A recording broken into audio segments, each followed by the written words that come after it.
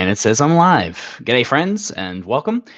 Today, I'm going to tell you how to double your sneak attack damage. But in order to do so, I am also going to tell you about a new Unearthed Arcana subclass, the Magic Stealer Rogue. Don't worry, though. You don't have to wait all the way to the end to get the cool part that you're actually looking for. So if you're just here to double your damage, stick around for just a little while, and you'll get what you need.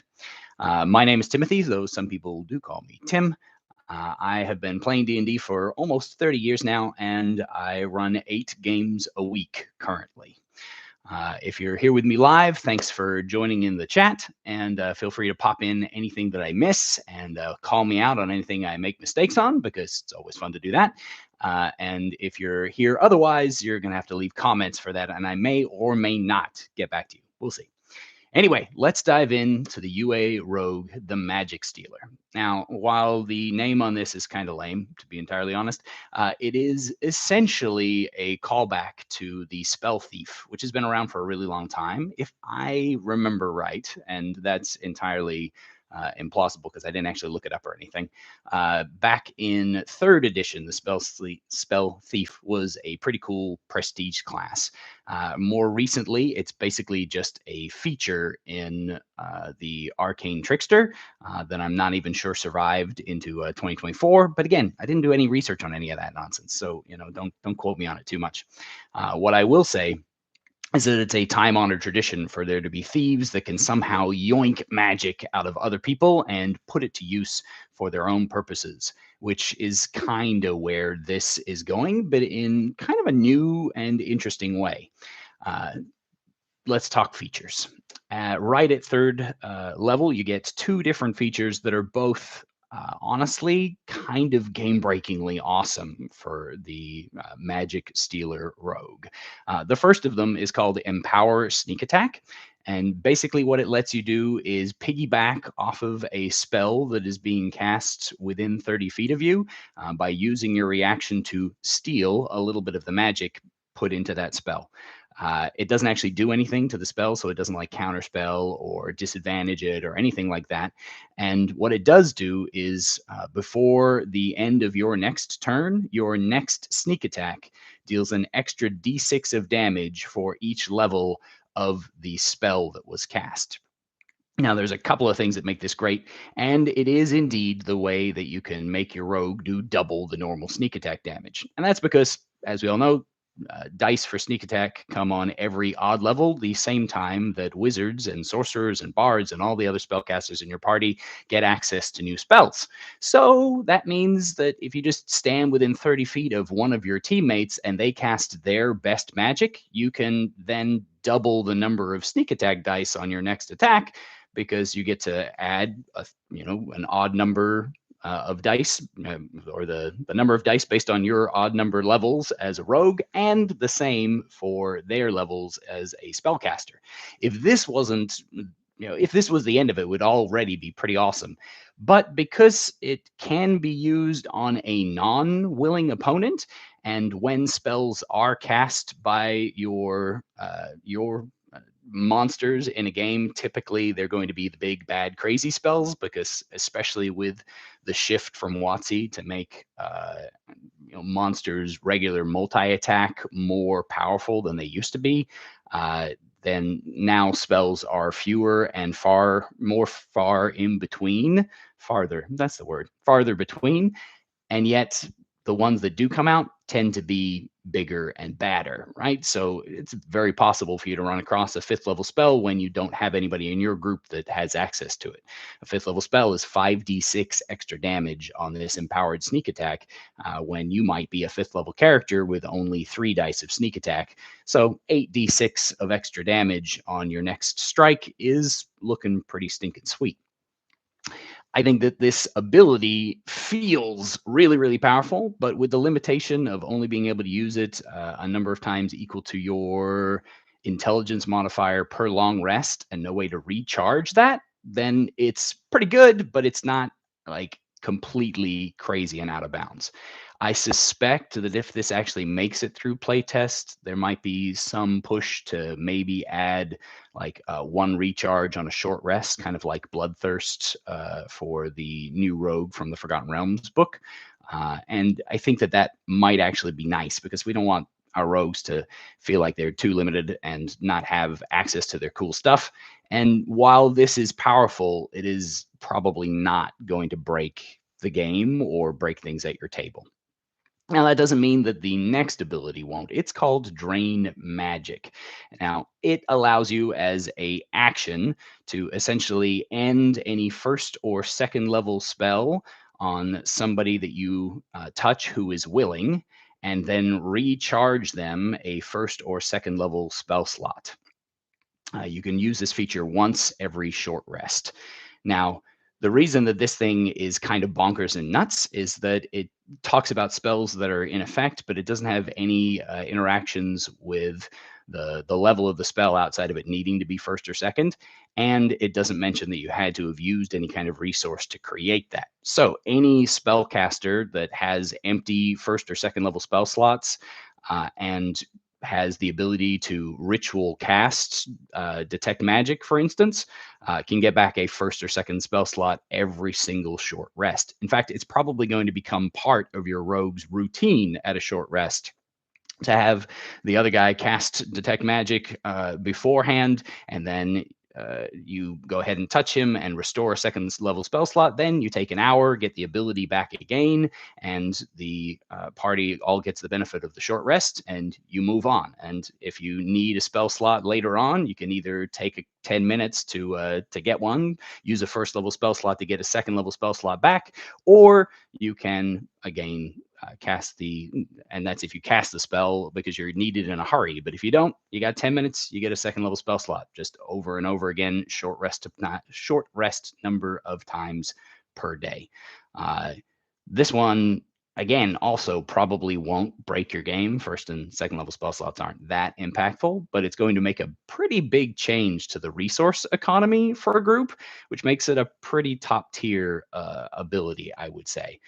Um, Honestly, if they closed the loophole of being able to use ritual casting spells to recharge these spell slots, it would drastically reduce the value of this ability to the point where it would honestly, it might not even be a great ability at that point. Sure, you'd be able to finish off somebody's leftover buff spell at the end of a fight in order to recharge the ability that cast it, but it wouldn't be anything super crazy and amazing. So we'll see if they're going to keep it that way, but I think that they probably won't put in any language to try and defeat that loophole, at which point I think that this ability is pretty top tier and a nice boost. It's going to make your rogue very, very, let's say, popular in your group. The next ability takes a little bit more reading. It's at 9th level, they get 3 new options for your cunning strike, all of which are pretty interesting. Let me just read them out and we'll talk about them one by one. The first is called Spell Susceptibility.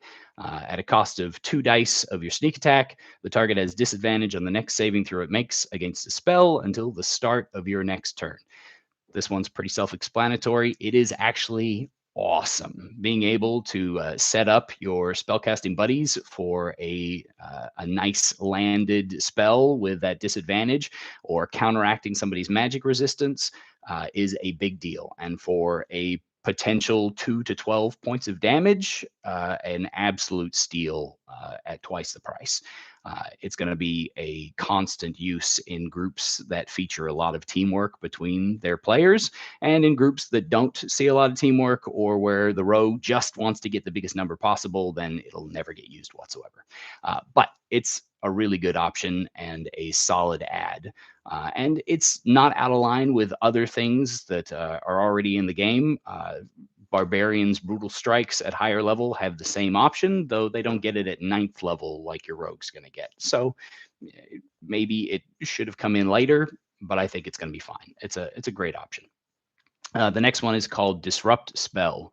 The target's magical ability is disrupted until the start of your next turn. Whenever the target casts a spell during that time, it must succeed on an intelligence saving throw, or the spell dissipates with no effect, and the action, bonus action, or reaction used to cast it is wasted. If that spell was cast with a spell slot, the slot isn't expended. Sorry. Uh, I'm not as sold on this one. One of the problems that we're kind of facing in 2024 edition D&D is that spellcasting monsters have been given an awesome multi-attack. Their regular attack just deals scad loads of damage and is very worth taking. And sometimes it can be really hard to decide to use those creature spells, even when the creature is very obviously a spellcaster.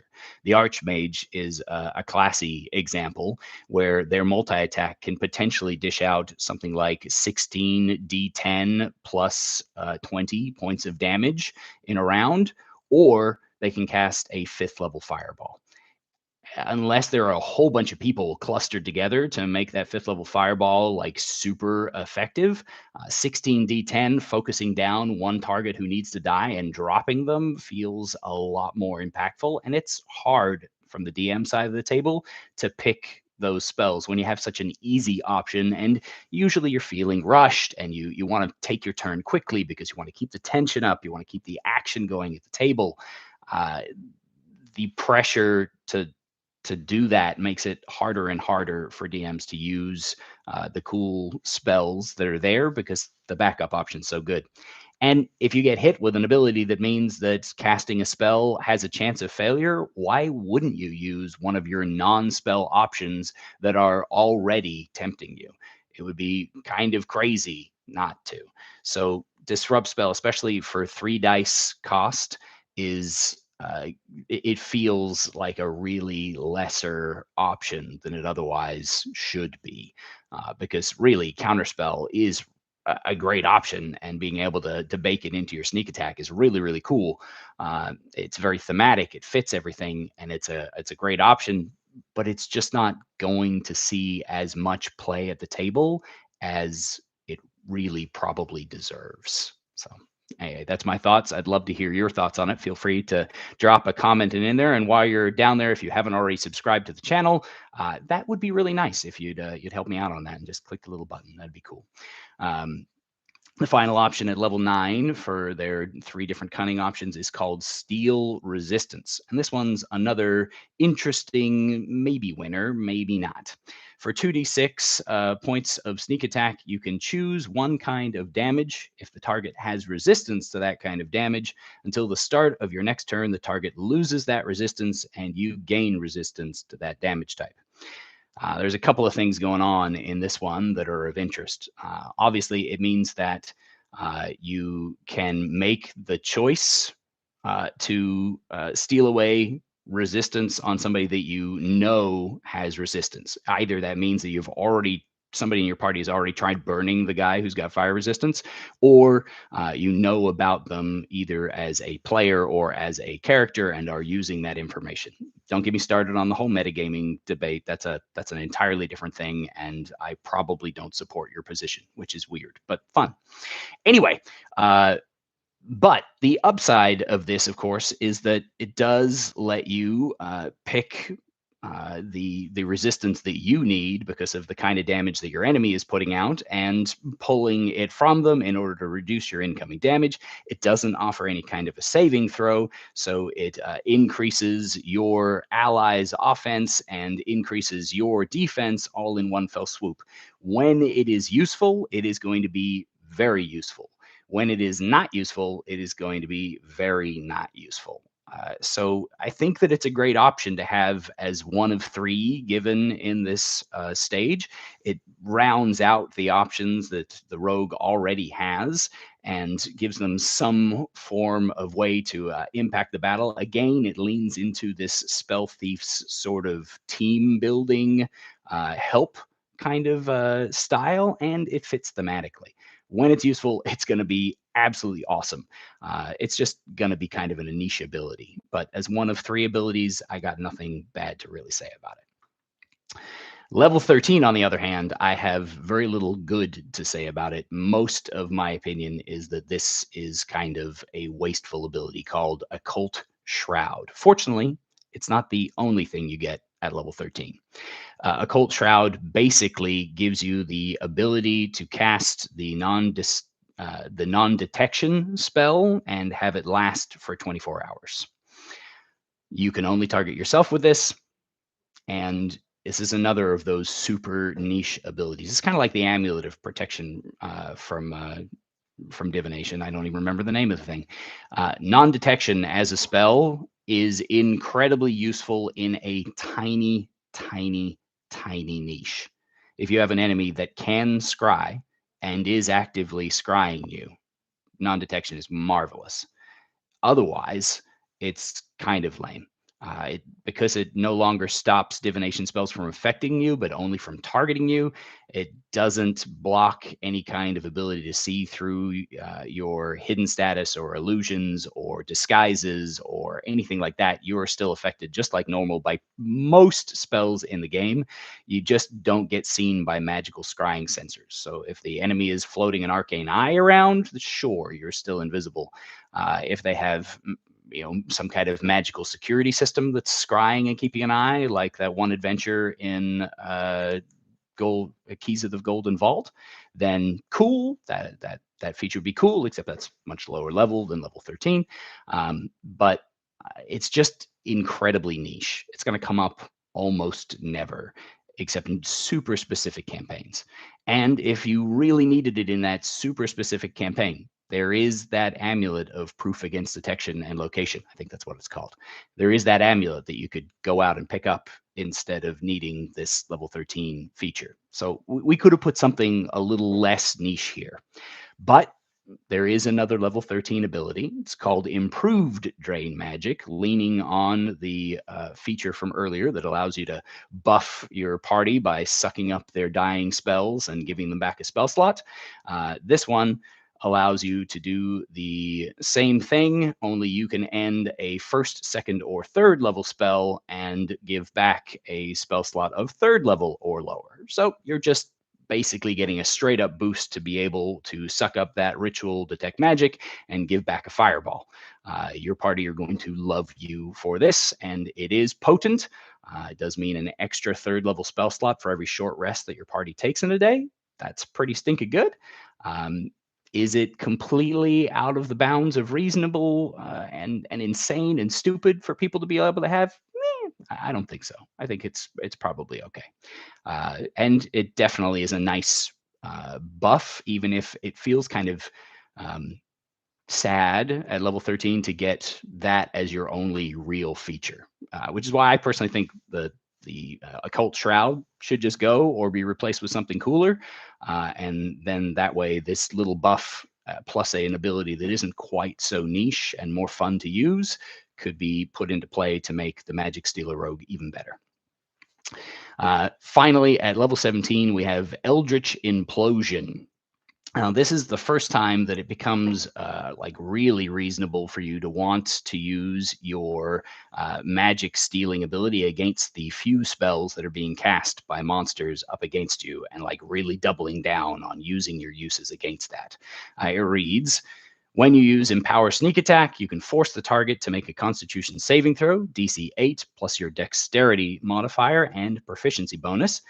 On a failed save, the spell dissipates with no effect, and the target has the stunned condition until the start of its next turn.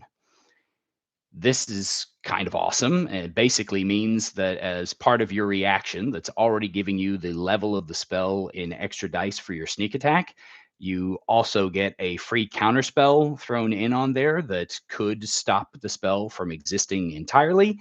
And you get to stun the guy, taking away his entire action economy, giving you advantage on all of your attacks, and basically just setting him up for the sneak attack that's coming that you've already buffed to the nth degree by pulling magic from this guy.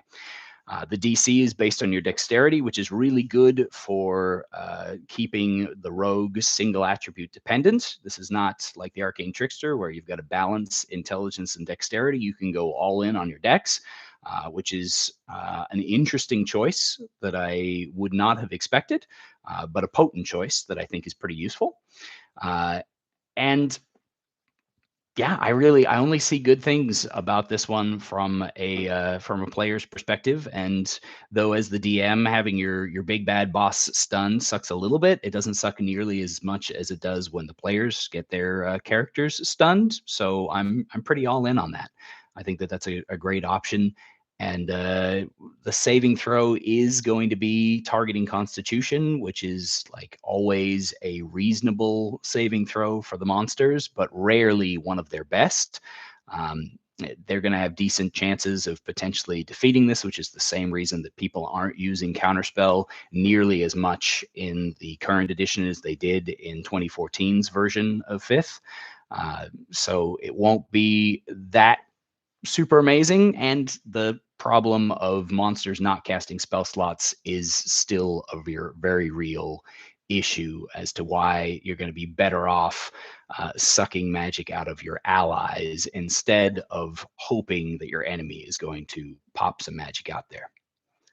All told, I think the Magic Stealer Rogue is going to be a pretty awesome Spellthief edition when whatever book it comes out. And it's a little bit on the creepy side for powerful. Like, it is a little bit more powerful than some of the other options, but not necessarily as versatile as some of the picks that are out there. I would still say that Thief has a lot more options than Magic Stealer Rogue. Soul Knife leans in and has a lot of great choices in there that are going to give them way more utility than this Magic Stealer. But if your goal is to just straight out deal massive damage while helping your party to be as powerful as possible, the Magic Stealer Rogue might just top best in class as it is currently presented. What do you guys think? Go ahead and leave a message. I'd love to hear about it, and I would appreciate it if you'd hit like and share this out to anybody that might be interested in doubling their sneak attack damage. Thank you for joining me today. I hope you enjoyed yourselves. Take care and happy adventuring.